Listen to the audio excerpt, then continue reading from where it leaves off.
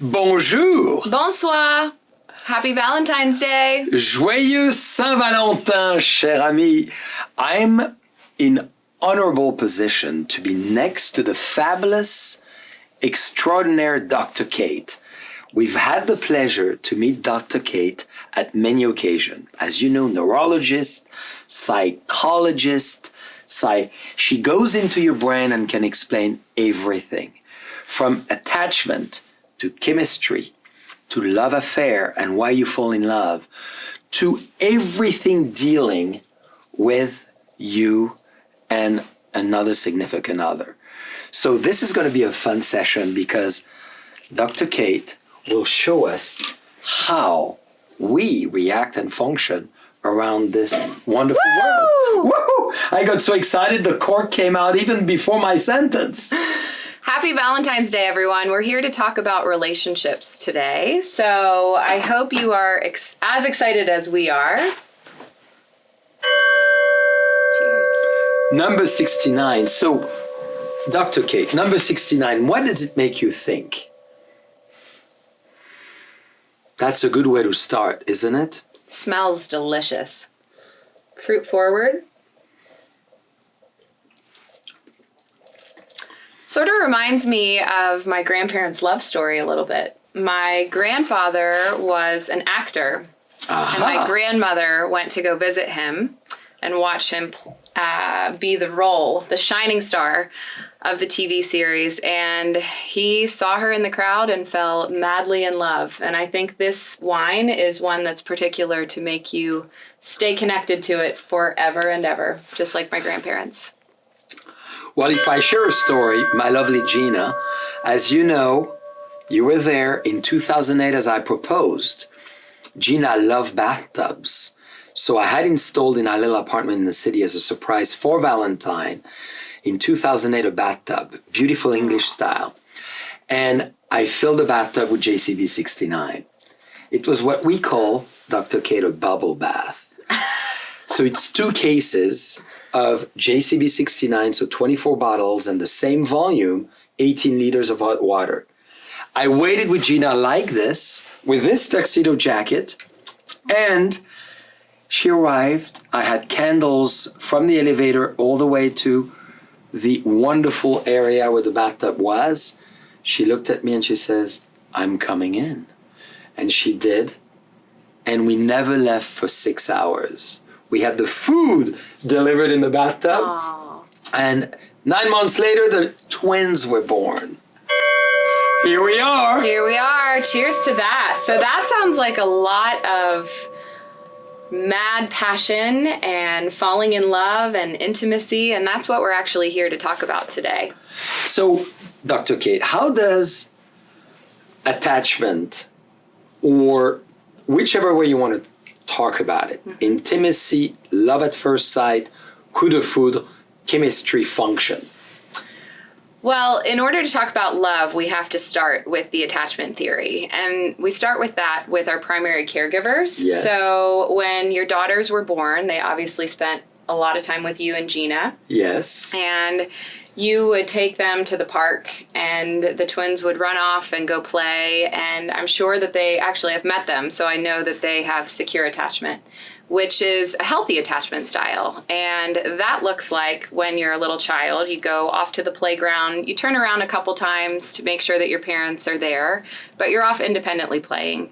As an adult, you form secure attachment, and that looks like being independent, confident, knowing that you can be in a healthy relationship with your partner. You give them independence, you let them go play and do what they want to do, and you come back with them and you're confident in the relationship that you formed. So that's secure attachment, and that's what we all are hopefully looking for.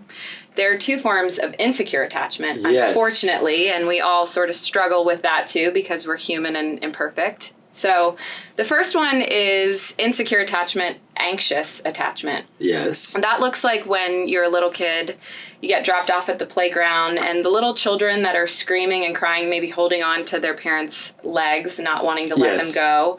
They go off and independently play, but they might come back, running back to their parent and start crying again. We've seen that. Yeah, and that's normally because when the child is creating their attachment pattern with their parent, they're feeling like the parent is going through something. So maybe the parent has anxiety of their own or depression, or maybe the pregnancy was really tough. Maybe they're going through a divorce or changes that are really keeping them away from their child and creating anxiety in the environment. So as an adult, what that looks like is feeling insecure in your partnership. So feeling like when your partner leaves you, they might abandon you, or feeling like you have anxiety, like that palpable feeling of butterflies, but not in a healthy way. In your somatic system, your sympathetic nervous system's activated, and you're feeling constantly like you maybe need to check your cell phone to see if they're going to text you. And that's insecure, anxious attachment as an adult. It's kind of tricky, but you can overcome it with time and with therapy, like with someone like myself. And the other insecure attachment is avoidant attachment. So what that looks like is an 18-month-old runs off to the playground, and they're sort of ambivalent to their parent. Maybe they're not really paying attention to their parent. Maybe they do have bursts of anxiety. They'll, cling to the parent, but then they run off to the playground and sort of avoid the parent in general.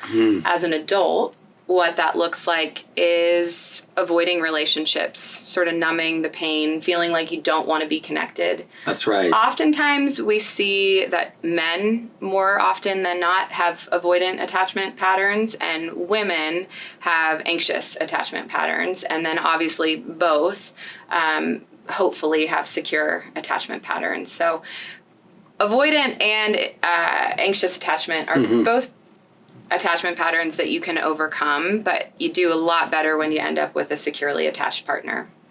Fascinating. Yeah, so that's the foundation of what our love comes from, right? If you think about a human being, we're sort of like houses. Like we build the foundation of the house with our childhood, and then we build the structure of it, right? So those are the life events that happen, the things that happen during your life. And as you spend more time with your daughters as they continue aging, how old are they now? 10. So they're 10. So they're at this perfect magical age of forming memories with you and creating experiences with you and Gina at their soccer games on the sidelines. You're instilling that secure attachment in them still, right? And they've got each other.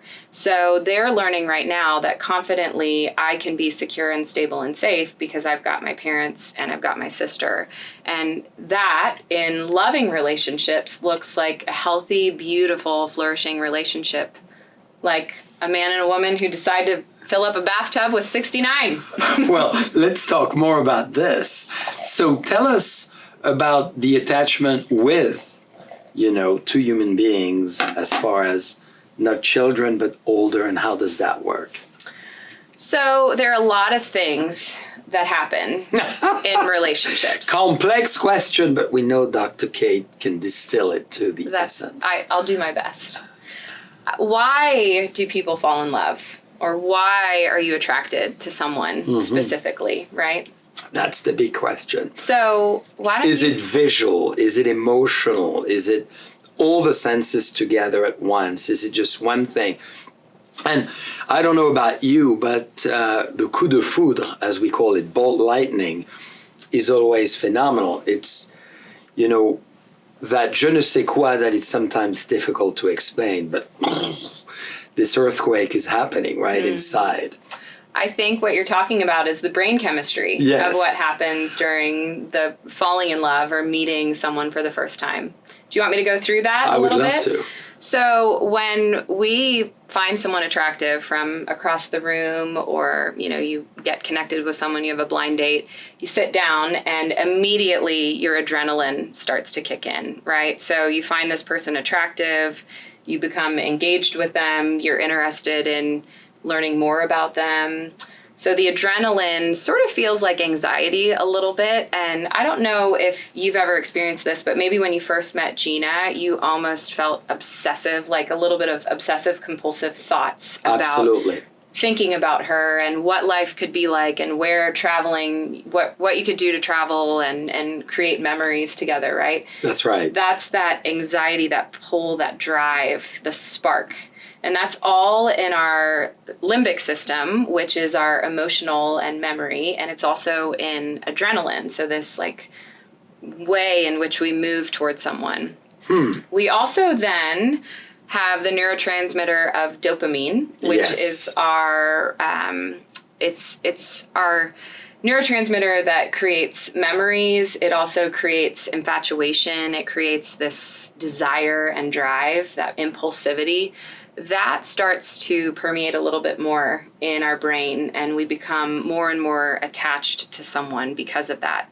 And then, because I just talked about the attachment theory, we've got a specific neurotransmitter called oxytocin, which is actually a neurotransmitter that we only see when we're connected to people that we love. So this neurotransmitter doesn't come out when you're passionate and meeting someone for the first time, but it sort of starts stabilizing over time. So if you're breastfeeding your baby, oxytocin happens. Obviously, if you're engaging in intercourse, oxytocin happens. If you're creating special memories and creating intimacy with someone, then oxytocin also gets pumped into your brain, in your synapses and synaptic cleft. So we should add that to the wine. Can we do that? Can we add oxytocin and dopamine? That would be great. Wouldn't it be fun? JCB 69 has oxytocin in it. Well, we don't need it together at all. It's happening. No. Live with you, dear friends. That's true. So, Dr. Kate, go more into this tangent of the chemistry then. So that's the analytical part that you presented so well. So it's very clear how it works. Now, how does it actually then functions? You have this first moment, this first adrenaline boost. Then what happens within the minds? So the very intellectual level. Yeah. So, I mean, the first thing, if you talk to anyone who is looking for a significant other, they probably have a list, like a 10 strategy list of things they're looking for in a significant other, right? Like they're non-negotiables, if you will. So when you meet someone that matches the criteria of what you're looking for example, let's pause there. What were you looking for when you met Gina? Well, I may be unusual because I don't make lists. I don't have checklists. I'm a very emotional, spontaneous, sensory-driven person. Mm-hmm. So I've never in my life said, I want to meet this woman of those hair colors and this background. For me, life has always been lived as I live it. And I live it, and what comes through life and with life, and thanks to living life the way I live, things come. But I never have worked through checklists. I never have worked through, typical profile that I wish I encounter. Because often when you do that, you get surprised that what you may have drawn, actually, you attract the opposite, and you attracted with the opposite. So, I've never functioned this way. Many friends of mine have, and I've been the most surprised by the people sometimes that I thought I was not necessarily at first attracted by. It was not the case with Gina. Literally those blue eyes got me in immediately, and the temptation was there, and love at first sight, coup de foudre really happened. Yeah. But is it how you function yourself? You make a checklist? Well, I think similarity. Yes. I know, actually, that similarity is something that most people are craving and desiring and looking for in a partnership, right? Because if you're going to be spending a lot of time with someone, you need someone that you can engage in conversations that are meaningful and enjoyable, the connectivity and the connection needs to feel enjoyable, authentic, exciting, right?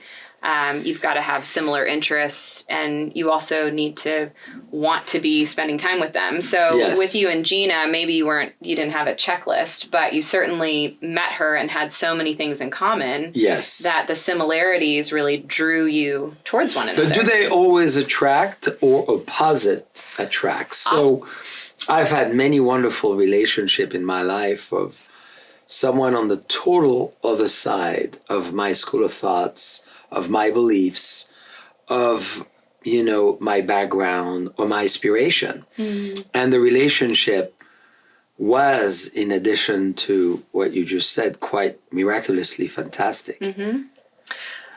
That opposite attracts. Opposites do attract sometimes, right? And if you think about it, every human being that we are privileged to come in contact with, whether it's a romantic relationship, which we're staying on topic. So for that, you meet many different partners in your life, and every single person is the opportunity to grow, learn something about yourself, learn something new. And so I think when you create a relationship with someone that is completely opposite of you, you get to learn a lot of things that you maybe had no knowledge about before. You get to expose yourself to certain things that maybe you weren't aware that you liked within yourself, and you get to grow. And I think at the end of the day, life is all about the evolution of growth and becoming, right? So when we have new partners and new romantic relationships, we get the opportunity to do just that, to really expand within ourselves, and then to also expand within the companionship that you gain. That's right. So Dr. Kate, talking about this, we need to finish this glass. I know it's a big one for you, but I know you'll do it. Dr. Kate has an immaculate taste. She collects JCB. Reminder, that's how we met. And it was a phenomenal, instantaneous, intellectual connection, which I'm so pleased we did because I'm learning so much. So remember, too, anyone can reach out for Dr. Kate. You have her information, and she advises, top entrepreneurs, athletes, phenomenal people that I know that are really seeking, as we should all have, in many ways, that assistance in life. Mm-hmm. And as we're going to go back to love, as you finish your glass, yes, sir. Don't we all need guidance? And I know I'm going off topic, but we'll go back in topic.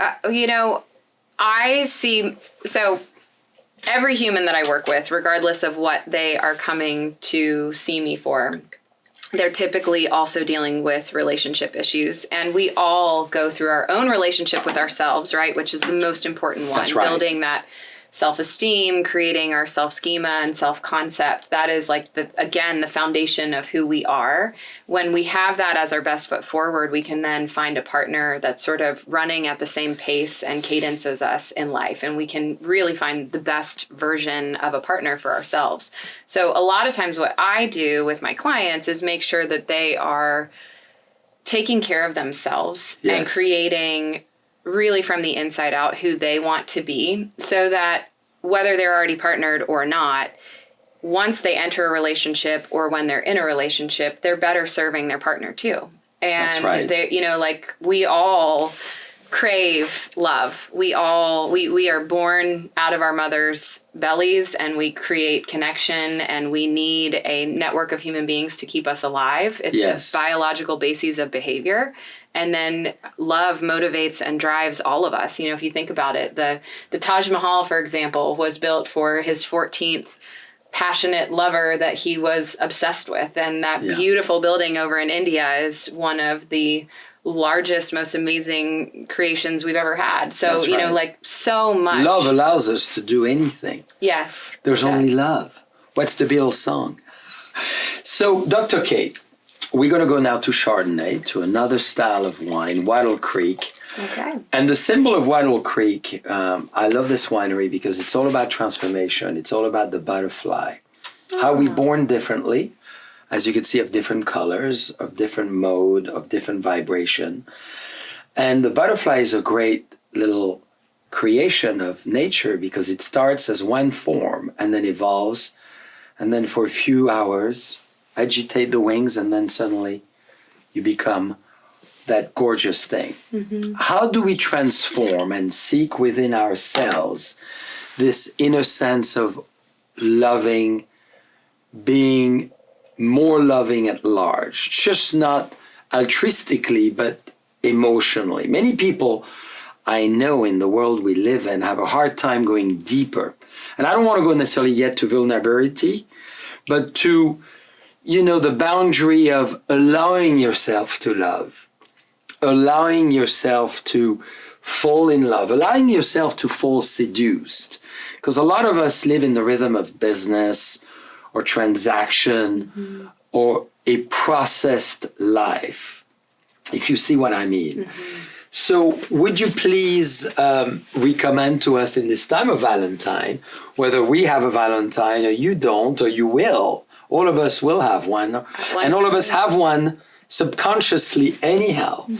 So I know it's maybe a long answer. It's a big question. So please tell us.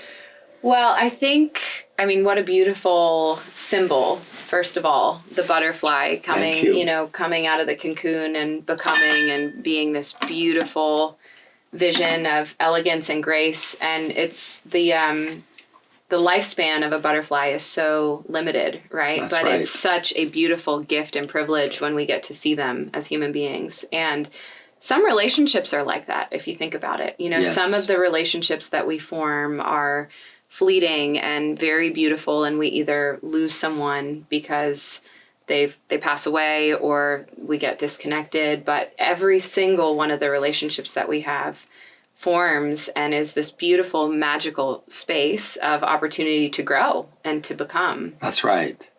When you think about... To grow and to become. Yeah.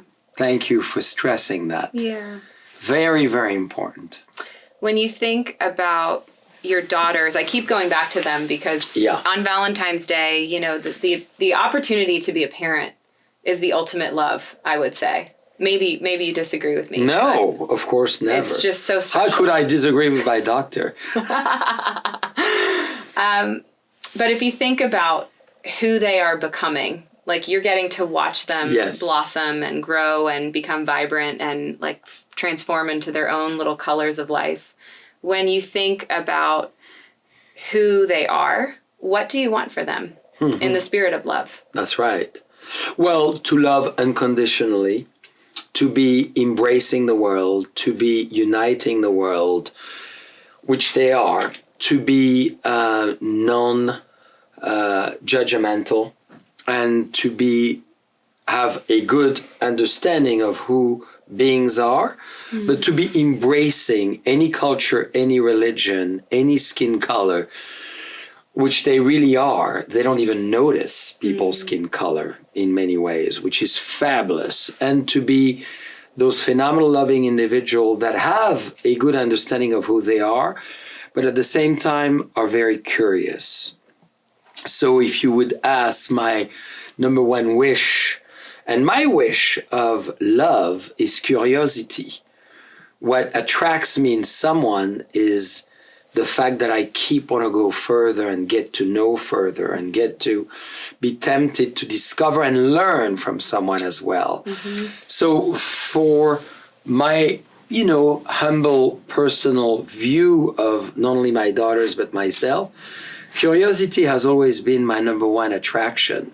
Someone who is curious and someone who is always willing to learn more and to look at the world in a different perspective. So what I'm hearing you say is that... Ooh, good doctor answer. Qualifying question. The greatest wish that you have for your daughters and for yourself is this unconditional acceptance. Yes. The space of... Well said. Unconditionally accepting everything that they interact with, every human they see, every place they go to, and also being willing to expand. That's right. And that's back to that growth and evolution and development of becoming, right? So you wish for them that they're constantly seeking more, Yes. constantly growing and evolving and having this opportunity to unconditionally accept themselves and everyone else around them as they sort of float through time and space. That is really what we want in the most healthy partnerships, if you think about it, right? If you think about these partnerships of falling in love and having them be long lasting and creating, you know, like if you think about who do I want at my bedside when I'm passing away? It's the people that have loved me unconditionally, regardless of my highs and lows, my strengths and weaknesses, who have created a space of curiosity with me, who have gone through the waves of life, and we've evolved together and learned new things and curated new opportunities. But at the end of the day, they're still there next to me, right? That's right. That unconditional space of acceptance is something that every human being really needs. And I think that is the foundation of a really healthy partnership and love, and love for your children as well. So what is falling in love, and why is the expression is a fall?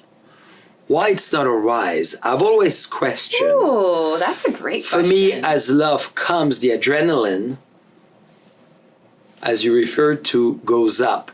I love the rise. The fall is exciting with excess, but has a connotation that is different. So I've always questioned tomber amoureux, tomber en amour.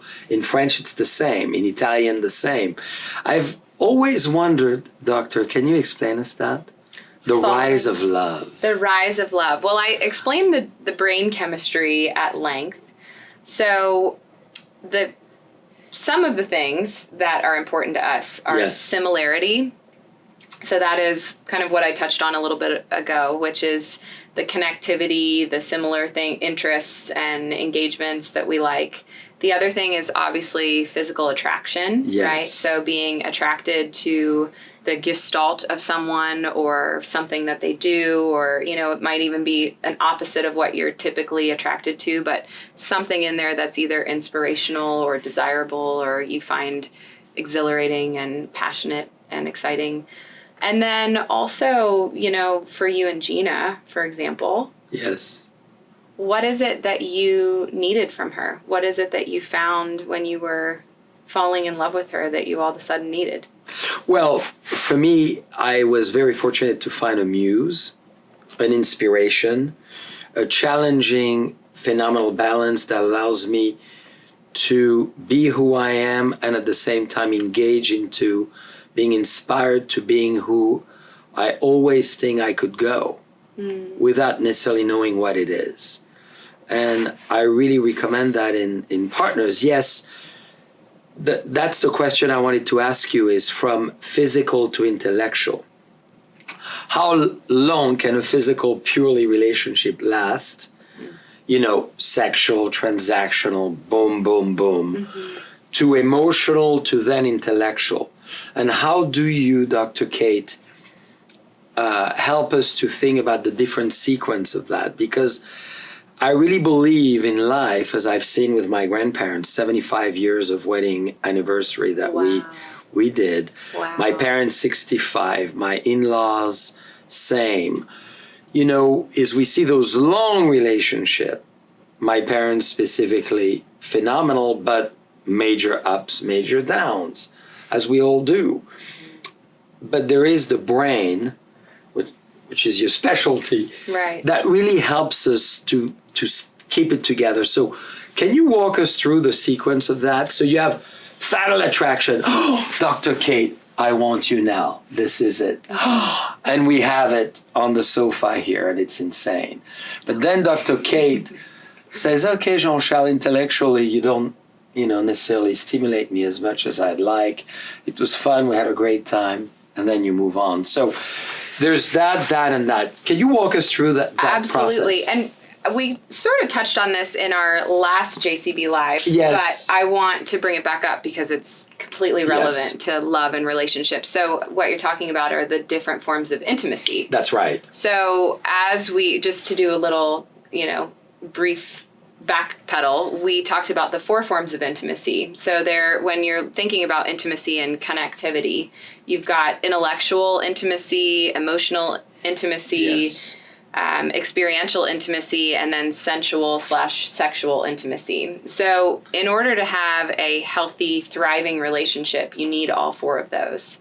You also need positive communication, and you've got to figure out how to effectively work through conflict, because conflict will arise regardless of how wonderful the relationship is, right? So when you're looking at conflict, some of the best models for working through conflict are making sure that you use active listening skills, which are your ability to give the space to the other person, tune solely into their experience, what you, like you just described to me, all of these issues that you were interested in, right? And so I need to give you the floor. And then respond intentionally. So that's active listening. And then when you're disagreeing with someone, you know, you've got to give the person space. You've got to give them their opportunity to go and problem solve on their own. Problem solving and solution-focused conflict resolution is something that as couples, people have to do constantly. You've got to get really good at deciding that problem solving is something that you can do independently, and then come back together and focus into a solution-oriented space with one another. And then the other thing about conflict and conflict resolution is you've always got to be in that space of returning to a happy ending, if you will. Because if you think about relationships, we are always in this battle with ourselves of having a good day, a decent day, a tough day, right? Like you have your own relationship with yourself consistently going up and down, and then your partner does as well. So you've got to be able to consistently be tracking that person and make sure that you can honor them, give them space, and then return to them when you're ready and connect.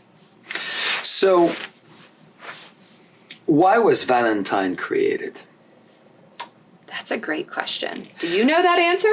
Well, you know, as you just explained all this, I think and believe and sense always we need a moment in time where we focus on a given topic as human being. From your brain, your mind, your preparation of it, that one is love. You know, we know the history of Valentine, and you can all verify it, so we won't go into this. But, you know, we have created a time for love. I would love for us to create a time for what is my favorite opera, La Traviata. So it's seduction, then love, then glory, then success, and in between is passion. So what about if we were to say, we're redoing the calendar, Dr. Kate, and instead of just the month of February 14th, we create every month an occasion to be emotionally attached to something. So what I want to work on this year is from today, February 14, Valentine, is every month having something for the other. Why waiting a year? That's such a great point. Time, as we know, is a man-made construct, right? And as human beings, we have to stop time and connect, right? That's why we create things like weddings or birthdays, right? Like we crave this space of stopping time, so that we can be more intentional. And I think what you are saying ultimately is you would love to see more intentionality in how we connect with people that we love. And I think it's beautiful that we, you know, even though this is a Hallmark holiday, and it might be tough for some people because if you don't have a Valentine, this holiday, there's a lot of stigma around that. But at the same time, you know, you can turn that stigma around and decide that it's a self-care day for yourself. That's right. And you can also look around you and explore all of the different types of loves that you have, whether it's your animal or your coworkers or this passion that you have. I think it's really important to remind ourselves that love comes in so many different forms. And I also think, back to your point, that it's really, really important that we do continue to stop time and create that man-made construct of life event that connects us back to the pulse in which we are motivated for living and existing, because otherwise we're sort of just in this subconscious process of go mode as human beings. Yes. And we don't stop and connect and say, this is what I value. This is what's meaningful. This is what's important to me. Do we, as you finish your glass, because Dr. Kate, we're going to have Pinot. It's Valentine. Better hurry up. Pinot is romantic. How do you recommend that we leave the consciousness and spend more time in the subconsciousness? So I'm a deep believer of certain psychological school of thoughts that you know who I'm referring to. Mm-hmm. And I really believe, dear friends, in, and many of you would say, are you building movies or theaters in your mind, or which I do a lot. I love to create in my mind the world I aspire to, or different worlds that I want to live in, or different ideas. That's why I love Fellini or Antonini, those great movie producers that have created 8½, Roma, La Dolce Vita. And I was mentioning not, intentionally, really, La Traviata as an example, as a sequence.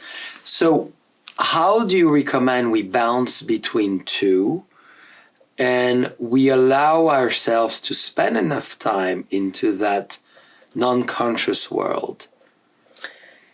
What you are talking about, that subconscious / unconscious world, is really our own love affair with ourselves. That's right. Right? Is it?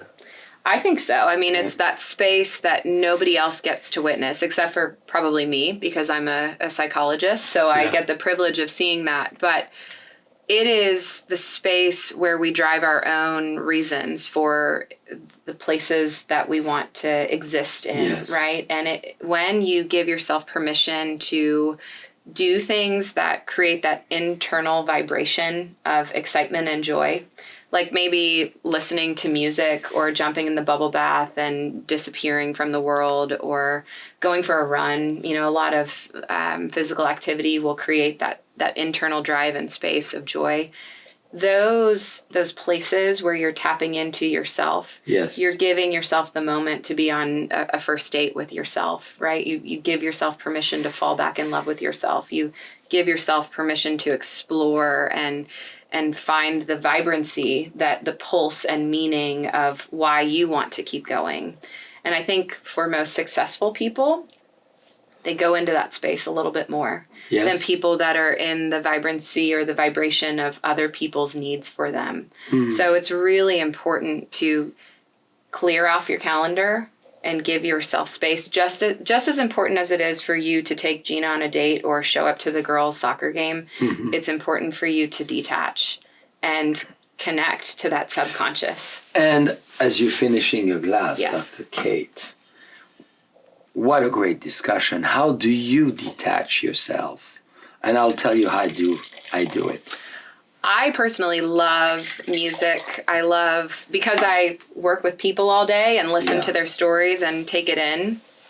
The last thing I want to do when I'm relaxing is listen to other people talking. So I like to listen to music and transpose myself. I also love physical activity. So going on runs, I call my running time my business meeting with myself. And I think that's where a lot of creativity happens for me, when I have the endogenous hormones pumping and my cortisol or anxiety level sort of starts to deplete, and I give myself permission to just go roam free on the planet. And another thing for me is travel.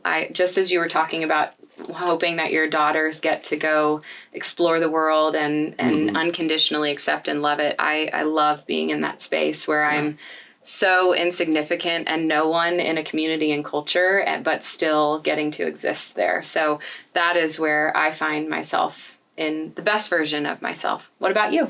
Well, all of the above, as you, of course, from the physical activities to the business meeting with yourself when you do sports and activities. Lately, I find myself loving not to sleep, but as I go to sleep, closing my eyes and escaping into all those different worlds that I want to do and that I want to experience. And often I get up and take notes because I don't want to forget it. And so it's a phenomenal experience from the moment I lay to the moment I actually sleep. There's probably sometimes 2 or 3 hours happening. So do I effectively sleep 3 or 4? Maybe sometimes less. But I love it because it's a time somehow that the peace around me is such that I encourage the thoughts of unlimited, boundless imagination. And that's what I love.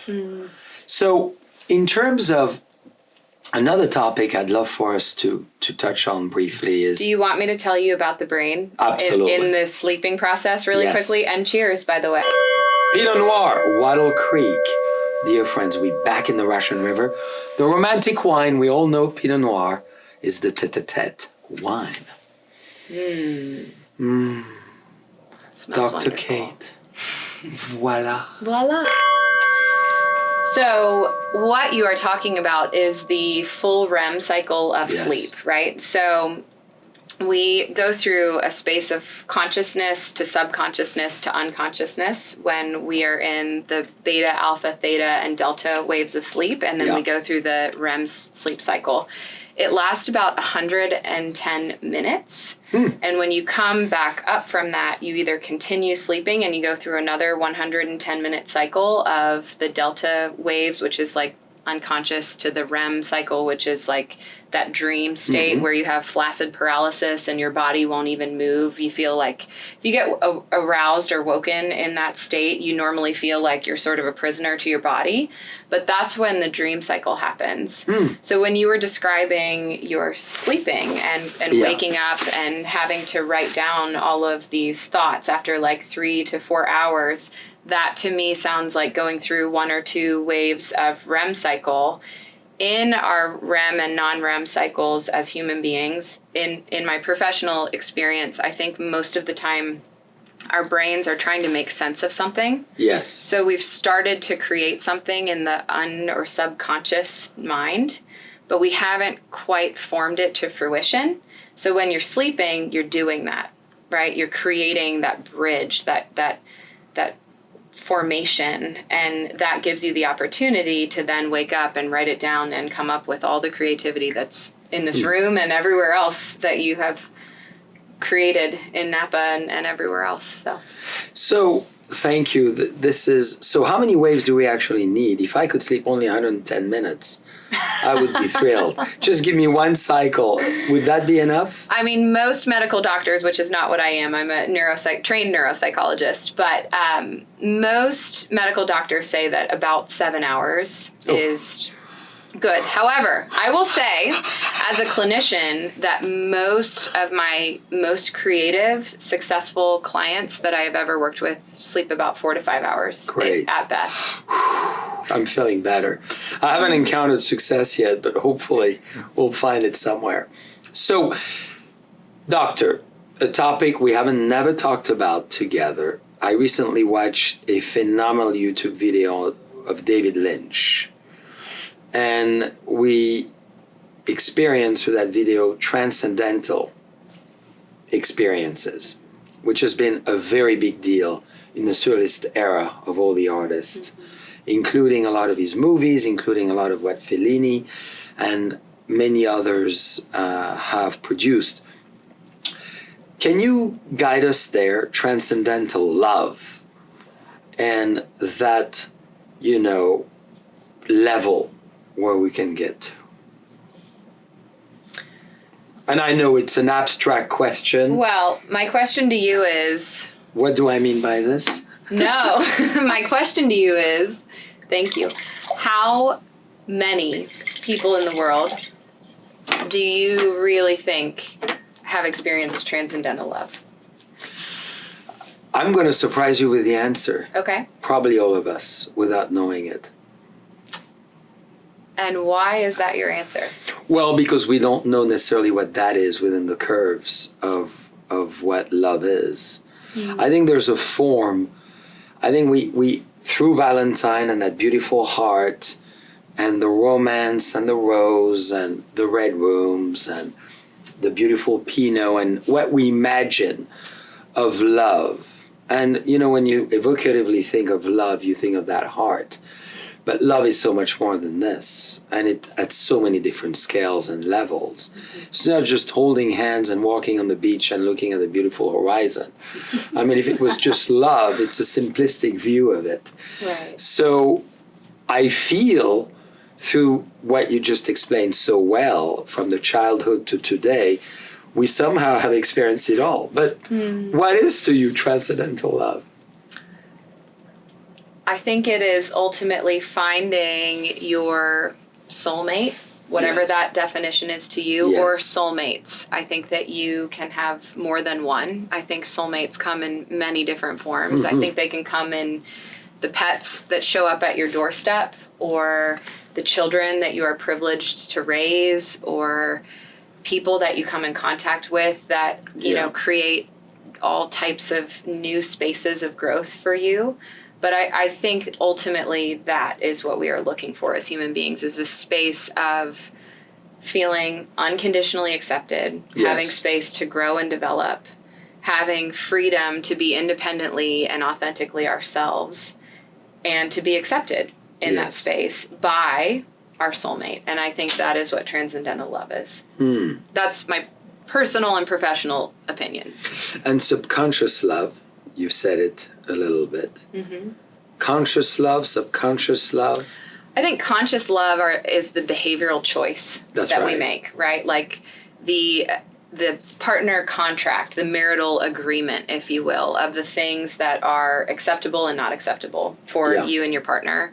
I think the subconscious love is that space of romance and passion and the chemical changes in your brain and the intimacy that we crave, the vulnerability, which is that space of sort of allowing ourselves to become undone and being gifted the privilege of harming someone else, our partner, right? But at the same time, hoping that they won't, because we're bridging that gap of a space of intimacy. So an area I would like to go back to, because it's a fascinating discussion, dear friends, and I know we're keeping long on such a great day, but this could be enjoyed at all time. You know, you don't have to watch it tonight. Go back to chemistry. We obviously today are playing with chemistry at all level.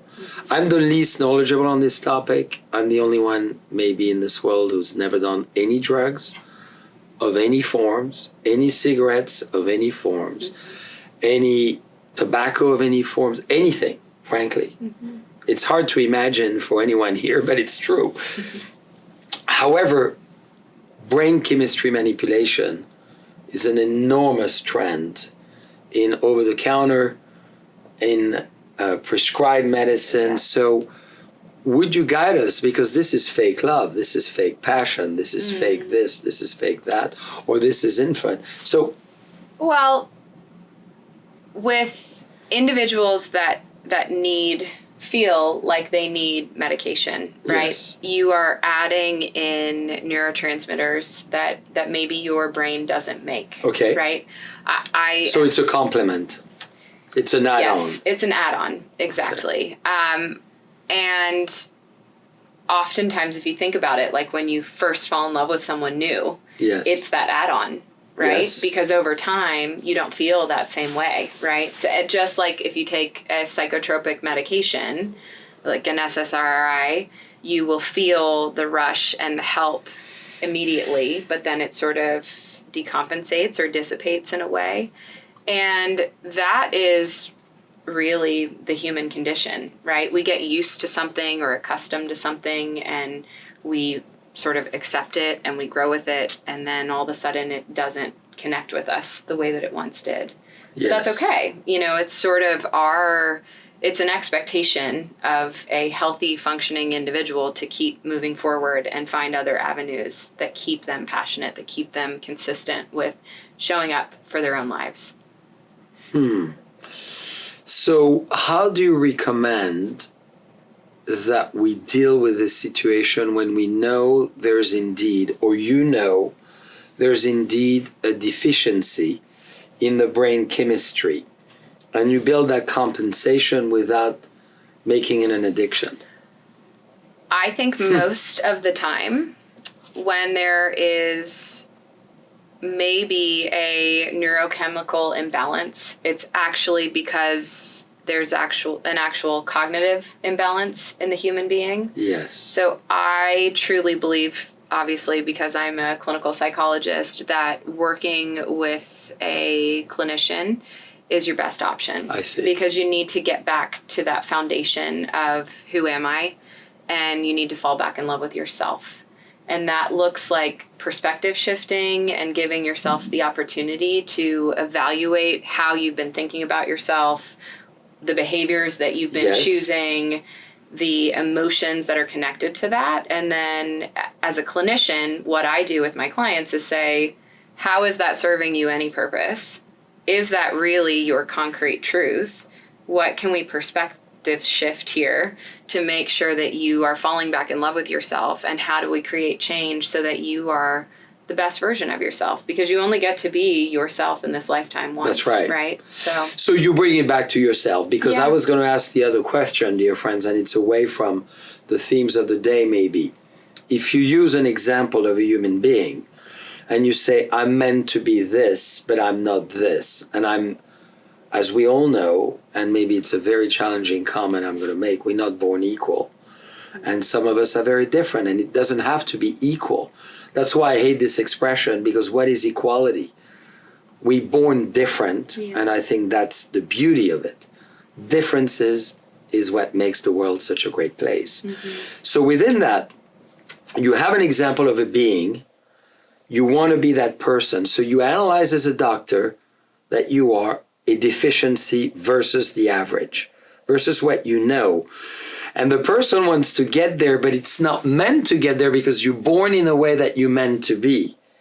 So why wanting to go there and taking the person there when you know it's not where he or she should be? Well, what you are talking about are the strengths and weaknesses of the human condition. And this probably should be our next topic, honestly, because we've introduced our next topic.